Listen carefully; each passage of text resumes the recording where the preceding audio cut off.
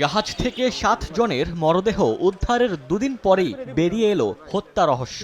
কর্মচারী আকাশমণ্ডল ইরফানকে বাগেরহাটের চিতলমারী থেকে গ্রেফতারের পর র্যাব জানালো সবাইকে খাবারের সঙ্গে চেতনানাশক ওষুধ খাইয়ে অচেতন করে। পরে মাস্টারকে ধারালো অস্ত্র দিয়ে হত্যা করে, যা দেখে ফেলায় এক কর্মচারীকেও একই কায়দায় হত্যা করে।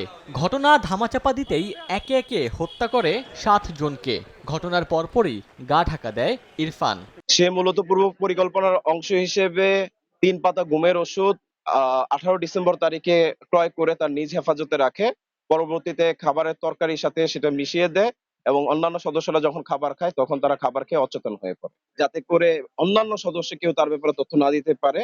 অন্যান্য বাকি সকল সদস্যকে হত্যা করে। বুধবার সকালে কুমিল্লায় এক সংবাদ সম্মেলনে র্যাব জানায় জাহাজ পরিচালনায় কর্মকর্তা কর্মচারীদের ভাতা বোনাস সহ সব সুযোগ সুবিধা একাই ভোগ করতেন মাস্টার। এরই জেরে ক্ষুব্ধ হয়ে মাস্টারকে হত্যার ছক আঁকেন ইরফান। জাহাজের মাস্টারের উপর তার একটি ক্ষোভ ছিল, তাদের বেতন ভাতা, ছুটি এবং অন্যান্য যে সুবিধা রয়েছে এই সুবিধাগুলো জাহাজের মাস্টার একাই ভোগ করতো, তাদেরকে দিত না।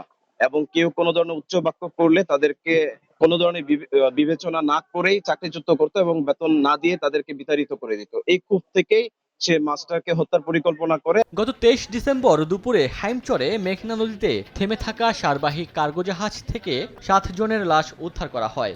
এই ঘটনায় অজ্ঞাত 8 থেকে 10 জনকে আসামি করে হত্যা মামলা করেছেন জাহাজ মালিক। শিল্প মন্ত্রণালয় ও চাঁদপুরের স্থানীয় প্রশাসন গঠন করেছে আলাদা তদন্ত কমিটি।